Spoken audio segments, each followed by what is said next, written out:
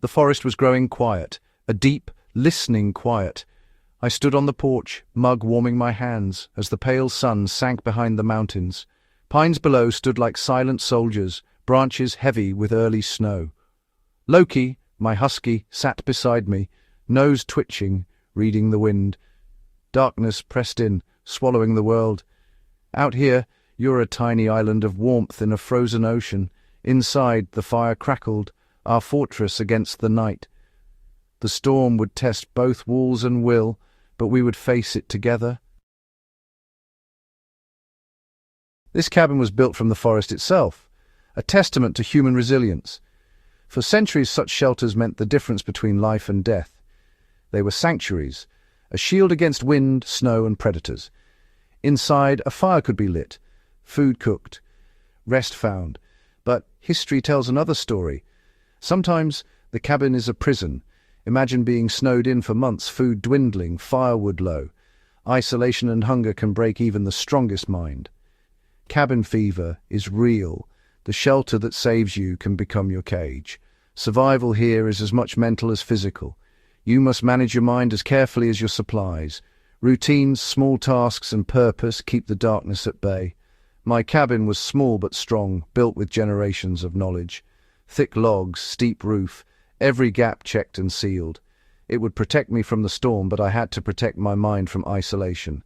The storm would rage outside. Inside, I had to keep my own inner storm from breaking loose. That's the contract you make with a wilderness cabin. I moved through the space, checking supplies, keeping busy. Loki watched, tail thumping, a reminder I wasn't alone. The cabin was my partner in this fight. It was up to me to ensure it stayed a sanctuary, not a prison. The real battle was just beginning. The first sign was silence. The birds and squirrels vanished, the forest holding its breath. Animals know, they sense what's coming. Loki paced the cabin, restless, eyes urgent. It's close now. I always listened to my dog. He's my early warning system. Then came the clouds, thin, wispy cirrus, mare's tails, advance guard of a major front. The sky turned milky, a halo around the sun, ice crystals signaling a storm. Nature gives warnings if you know how to read them. The wind changed from a gentle sigh to a mournful moan, swirling around the cabin. I stepped outside, felt the cold hit from the north, Arctic air dry and biting. The temperature dropped fast, each breath a puff of white. The first snow wasn't gentle. Granular, driven sideways by the wind, graupled the blizzard's herald. Loki settled by the fire. Job done. He'd warned me. The signs were clear. A major storm was here. The time for observation was over. Now it was time for action. I moved quickly, sealing the last gaps, checking supplies. The wind picked up, rattling the windows. Loki watched, trusting me to do my part. The verdict was in. The blizzard had arrived. I braced for the siege. The forest outside disappeared into white. Inside, we prepared for the long night. Preparation is everything. Panic kills. Method saves. I hauled in wood, sealed every draft, and filled every pot with water before the freeze. Blankets and wool stuffed into gaps kept the warmth in. Food and gear were ready, enough for a week. Loki's food was set, his health as vital as mine. The wind howled, but inside we were ready. The fire glowed. The blizzard was here. The cabin is a simple machine for fighting cold. Its job stop heat loss by convection, conduction, and radiation. The storm outside is a master of all three. The wind strips away warmth. Wind chill can make 0 degrees feel like -20. The log walls block the wind. Stuffed gaps stop drafts. Conduction cold floors steal heat, so I laid thick hides for insulation. Loki curled up on sheepskin, instinctively conserving energy. Radiation. Our bodies and the fire radiate heat. The stone fireplace and log walls absorb and slowly release warmth, creating a thermal mass. Even after the fire dies, the stones keep heating the cabin. Everything, the fire, the walls, the rugs, works together to create a bubble of warmth. The cold is relentless, always trying to get in. My job, be just as relentless in fighting back. feed the fire, maintain the shelter, use knowledge to tip the balance. Survival is applied physics. Every choice matters. The science of warmth is the science of survival, and in the heart of the storm, knowledge is life.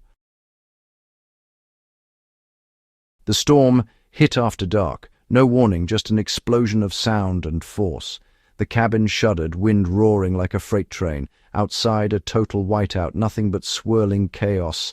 The blizzard was a living thing, battering the walls, shrieking through unseen cracks. Snow blasted sideways, a million icy hammers on the roof. The pines groaned, branches straining under the assault. Inside, it was another world. The fire crackled, warm light pushing back the shadows. We were safe in a pocket of calm, inches from chaos. It's a profound feeling, sheltered while a life-threatening force rages outside.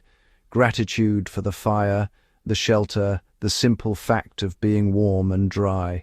Loki, once restless, was now calm. This was his world. He lay by the fire, ears twitching but unafraid. His calmness was contagious, a silent message. We are safe. We had done our work, now we waited. The storm howled, but inside we endured. The blizzard tested our preparations, but the cabin held. Loki's presence was a steady anchor. Together we faced the white dragon's fury, and we waited for the storm to pass. In a blizzard, time blurs. No sunrise, no sunset, just endless grey and black. Life shrinks to the cabin's four walls. My world became simple. Tend the fire, ration food and water, keep busy. The fire was our heart. Never let it die, never waste wood. Meals were measured, warmth as important as calories. Loki ate his kibble, no waste. Every resource precious. Survival is slow, patient, disciplined conservation.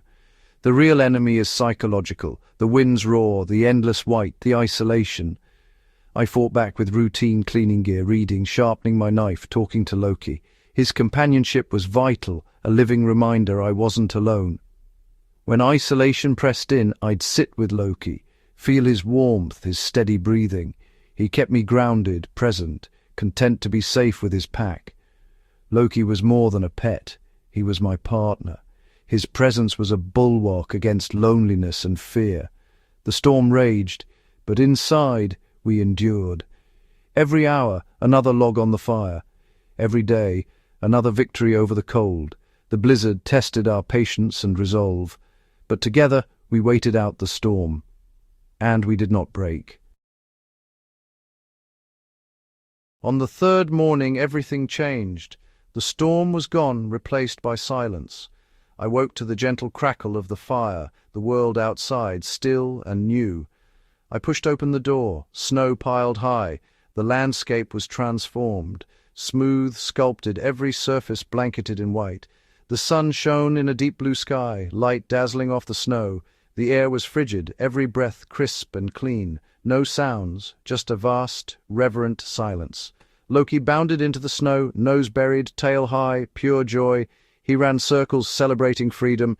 His energy was infectious. I smiled, relief and gratitude flooding in. We had faced the storm and endured.